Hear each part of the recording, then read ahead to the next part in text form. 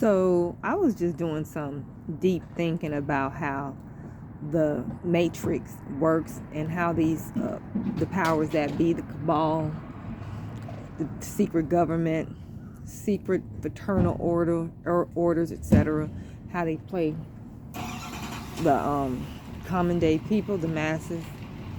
So one thing that caught my attention, I've been kind of like, well, I'm not going to say I've been focusing on it or studying it deeply or anything else like that, but I kind of like been looking into the deeper parts of its meaning. Now, we know that this government wants to take away our guns. They want to take away our weapons. And they know that Americans are armed to the teeth, especially the white community. They got all kind of militias. Most of them are in the army. They got the army military know-how, and they got the weapons.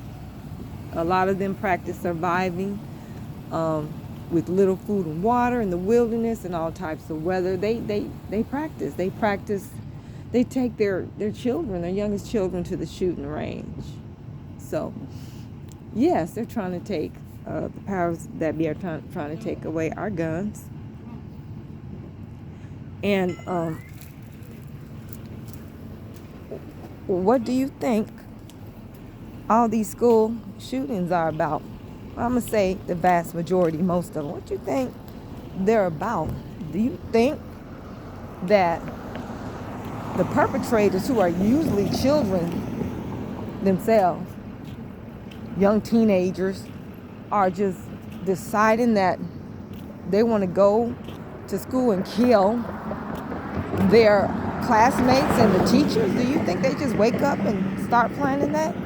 A lot of them, if you look at their lives, look deeply into their lives, if you can get the information, you will find out that most, if not all of them, were on some type of medication prior to that. They were getting some type of psychological and some therapeutic, some type of care, whereas they were constantly seeing somebody and they were given certain medications. All right, look it up, look deep. Okay, I think more of the knowledge was out more so than it is now on these particular people's lives.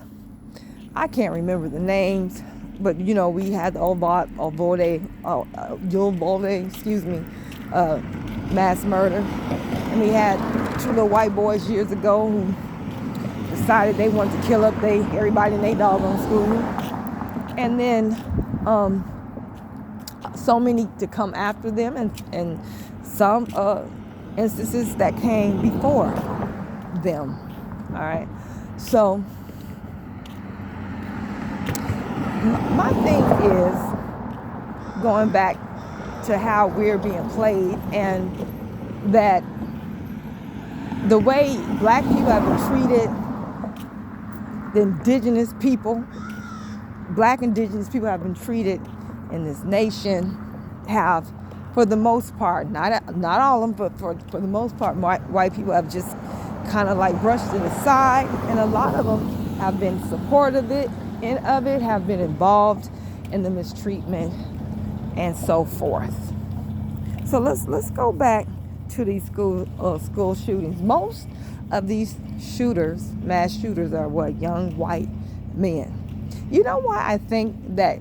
One of the reasons why I think that they're mostly young white men, adolescent men, teenagers and stuff like that, is because I'm thinking, now please don't take this the wrong type of way. This is what I'm theorizing, not because of any preset feelings or conditions that I have, whatever, for white people, but I'm kind of feeling that they might be easier to brainwash to do things like this. I think that they're mostly one of the reasons why they're mostly chosen because they're easier to brainwash. They're easier to manipulate, whether it's medical or using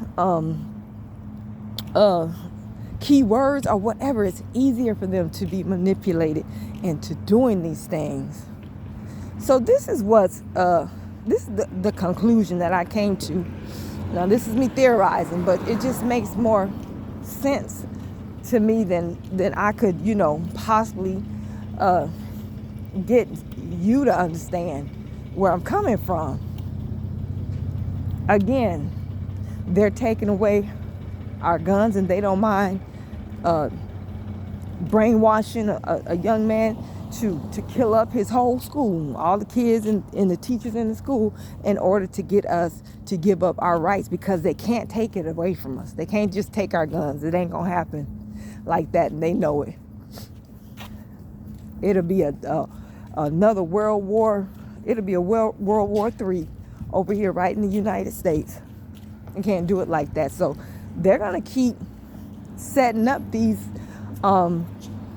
mass murders and killings, specifically by young white males, but the older males too, until we say forget it.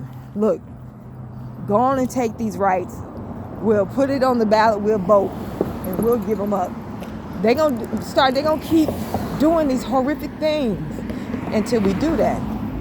Now this is where white people come into play.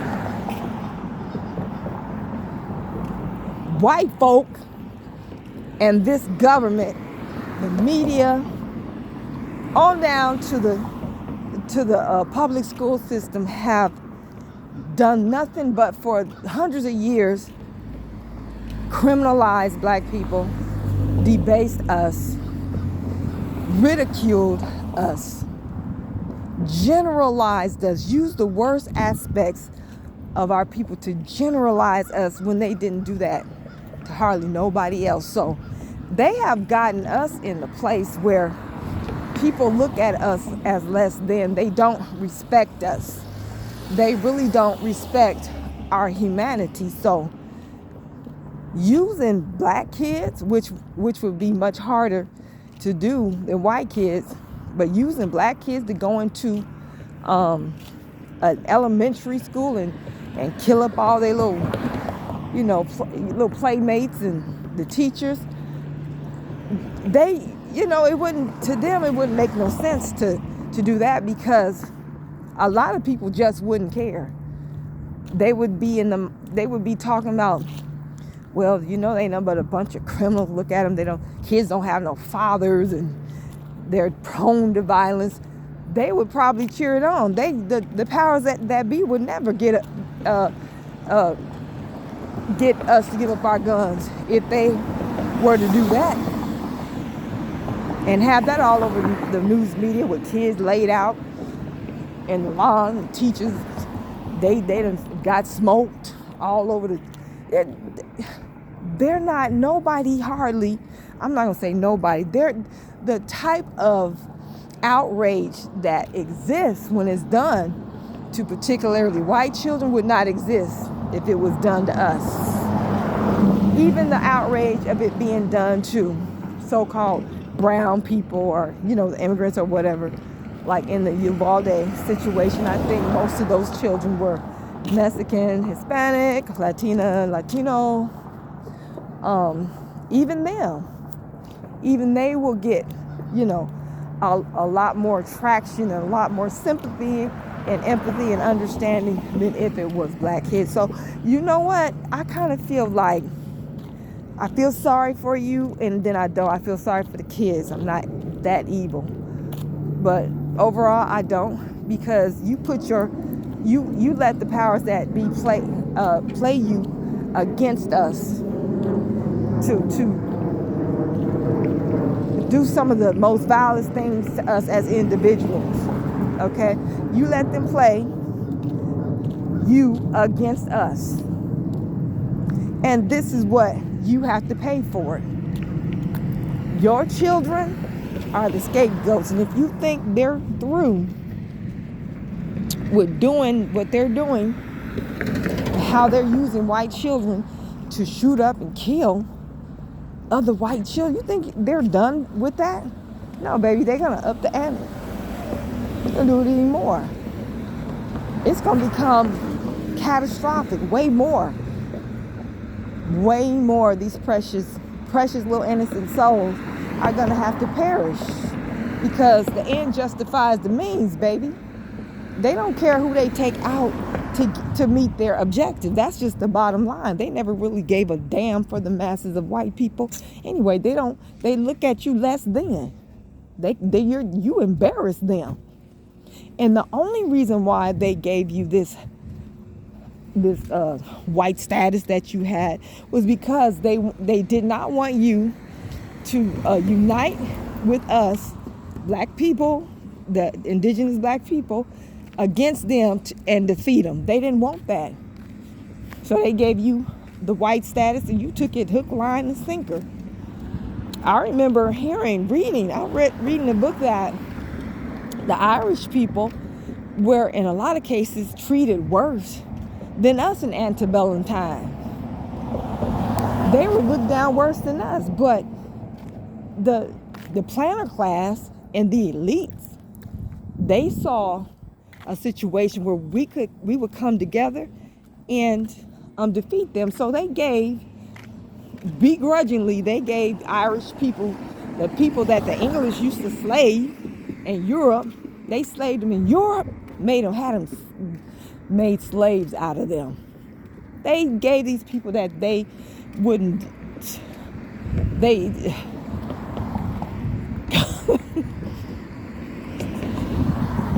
you ain't worth a pile of crap. You wasn't worth a pile of dog poo to them. But they had an objective they had to meet. So they gave you that precious, noble white status that you thought that you really had in your mind. They tricked you. And once these Irish people got that status, what did they do? They created the Ku Klux Klan. When the Italians started coming over here in the 20th century, they were treated kind of bad. They were ridiculed and looked down on, and they were given that same precious white status. And now they're some of the most racist group of people in America. Anybody can tell you about the Italians or whatever. Some of the most racist and meanest people you could meet. But now you got to play that you got to keep playing that ball game. You got to stay on that chessboard where you allowed them to put you at. And you got to play that game with them, okay? So it is what it is. You are now the scapegoat. They know in order to get to all of us, they got to get to you, baby, and it's going to hurt. It's going to hurt. Now more than ever, I'm hearing certain white people, they're not really just coming out with it. Every now and then, here and there, I hear, you know what, we need to unite. We got to unite against this and that. They're coming for all of us. The hell, we've been trying to tell you that. We've been trying to unite with you and break bread with you. And only a handful of people came to the table. And then most of them, they weren't sincere. They probably didn't want to see our people mistreated like we were, but honey, they never want us to be in a position where they wouldn't be able to be in the position that they were in our today losing. Okay, so don't come to us for nothing. Leave us alone. Go unite with the Mexicans and go unite with the Asians, the Africans, and whoever. Leave us alone.